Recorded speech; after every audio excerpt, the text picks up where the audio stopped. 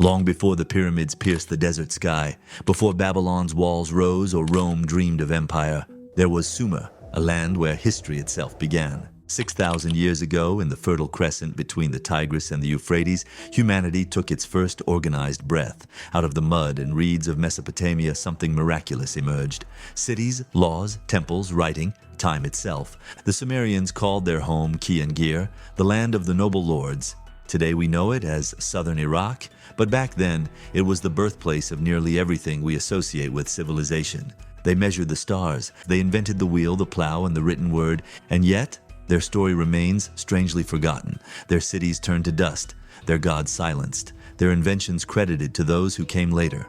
Who were these people who turned chaos into order? How did they rise so high, so early, only to vanish without a trace? The Sumerians left behind clues, inscribed on clay tablets carved in stone, whispered through myth, clues that tell us not just how they lived, but how they thought. This is not just the story of the world's first civilization. It's the story of how humanity learned to become human. Welcome to the untold story of the Sumerians. At first glance, southern Mesopotamia seems an impossible place to begin civilization. A harsh, flat expanse of desert and marshland, scorching in summer, flooded in spring. Yet it was here, where two great rivers, the Tigris and Euphrates, met, that life found its rhythm. Each year, the floods brought silt and fertile soil. The Sumerians learned to master this chaos. They dug canals, built levees, and tamed the waters that once destroyed them. With water came wheat. With wheat came trade. With trade came wealth. And so, from simple villages grew cities. Uruk, Ur, Lagash, Eridu, names that would echo through history. But what truly set Sumer apart was not just its architecture or abundance. It was its structure. This was no cluster of huts. It was a system. Organized, deliberate, intelligent. Each city had its ruler, its priesthood, its bureaucracy.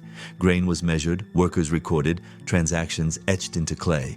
The Sumerians built not just walls, but rules. They turned survival into civilization.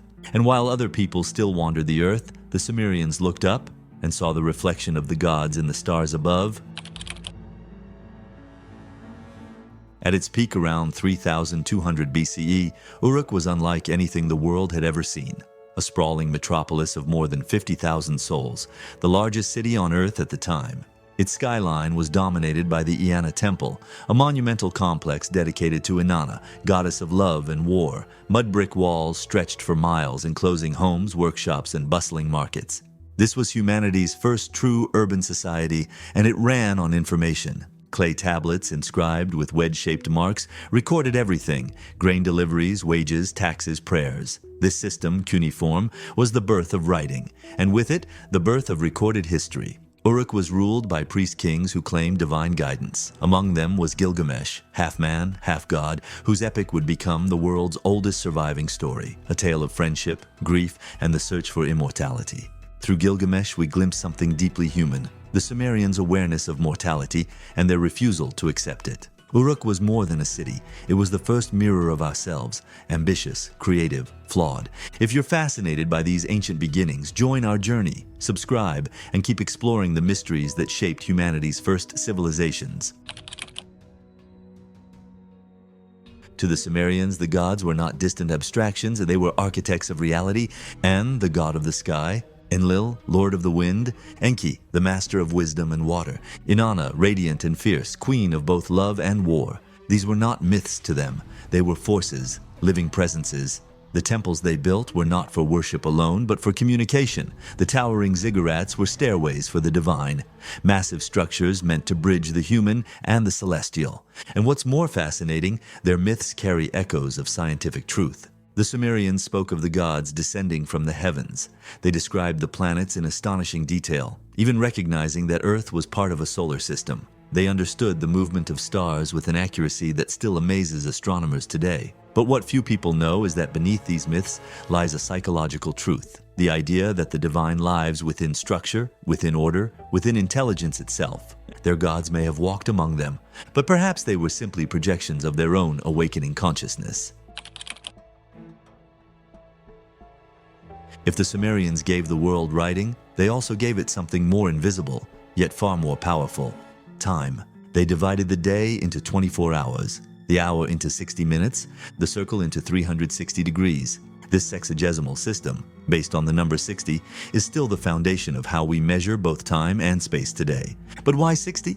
Because it was the most harmonious number, divisible by 2, 3, 4, 5, and 6. A mathematical perfection reflecting cosmic order. For the Sumerians, mathematics wasn't just arithmetic. It was sacred. Each calculation mirrored the balance of the heavens. To count was to imitate the gods. They saw the universe as a great mechanism, predictable yet divine. Their calendars tracked the moon, the stars, and the flood cycles. They built observatories before telescopes existed, and through this measurement of time, they discovered something profound, that all creation moves in rhythm. Civilization, for the first time, had found its heartbeat. In Sumer, wealth wasn't gold. It was clay. Every trade, every debt, every promise was written into clay tablets. These small, sun-baked rectangles were the contracts of a new world, the beginning of economics. Farmers owed grain to the temple. Merchants borrowed silver to fund caravans. Workers received wages in barley and beer. And from this simple exchange emerged complex financial instruments, loans, interest rates, even receipts. In a sense, the Sumerians invented capitalism. They also established one of the first known legal codes, centuries before Hammurabi. It defined property, contracts, punishment, and rights, not divine whim, but written law. And yet, behind this pragmatic structure was something spiritual. The temple wasn't just a bank, it was the heart of the city, an institution that blended faith, commerce, and governance into one. The gods, it seemed, were also accountants. Through clay and silver, Sumer discovered the invisible architecture of society. Trust, and trust more than stone or steel, is what civilizations are built upon. Among the ruins of Sumer, archaeologists found something unexpected, not just tablets and tools, but music. Delicate lyres, silver harps, and flutes carved from bone. Instruments tuned to mathematical intervals, the same ratios that govern modern harmony. In the city of Ur, a burial site revealed the world's oldest known orchestra. Dozens of musicians entombed beside their instruments, frozen in ritual and rhythm. To the Sumerians, sound was divine. Each note, a vibration that echoed creation itself. They believed the gods had sung the universe into existence, and by recreating those harmonies, humans could touch the eternal. Music was more than entertainment. It was memory, a way to make emotion permanent. And perhaps that's the secret of their endurance. Their cities may have crumbled, their temples fallen, but their frequencies still linger. In the mathematics of music, in the rhythm of our hearts, in the unseen harmony of civilization itself. If ancient music, sacred geometry, and forgotten science inspire you, don't forget to like this video and subscribe. More stories of lost genius and timeless innovation await in our next episodes. But all golden ages end. Around 2000 BCE, the Sumerian world began to unravel. Climate change dried their rivers. Soil turned to salt. Trade collapsed. City turned against city. Ur fought Lagash. Lagash fought Umma. The land that once birthed unity became fractured by war and pride.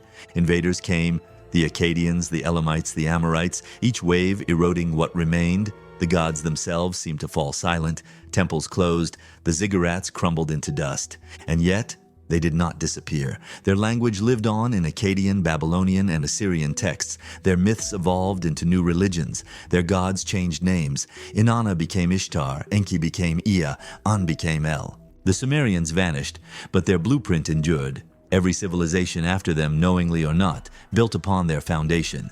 In a way, they achieved what Gilgamesh could not. They found immortality, not in body, but in legacy. Today, their fingerprints are everywhere. Every time we check the clock, write a sentence, calculate a loan, or watch the moon mark the month, we echo Sumer. They invented the city, the law, the market, the measurement of time. They taught humanity to think beyond survival, to build, to plan, to record. Their myths gave birth to our stories. Their systems shaped our world, even our concept of the soul. The breath of life, or Z, comes from their words. And yet, the most haunting part of their legacy is this. We still don't know how they began. Where did their knowledge come from? How did such complexity arise, seemingly out of nowhere? Maybe the real mystery of Sumer is not that it vanished, but that it appeared at all. A civilization without precedent, as if memory itself had awakened. A memory older than history. The story of the Sumerians is the story of the dawn, when humanity first learned to dream in clay, to measure the heavens, to question the gods. They were the first to write, and so they became the first to be remembered. Yet even now their message remains half buried in the dust, a whisper from the cradle of civilization, a reminder that every empire, no matter how mighty, begins the same way, with a question, a symbol, a spark. Perhaps what they left us is not just invention, but intention. The idea that knowledge is sacred, that progress is divine, that the act of building is itself a prayer to time. They were not primitive, they were pioneers. And as the sun sets over the ruins of Uruk, one truth becomes clear. The world we know today, every clock, every city, every word, began here, in the land between two rivers. The first dream of civilization, the first story ever told, the eternal legacy of Sumer.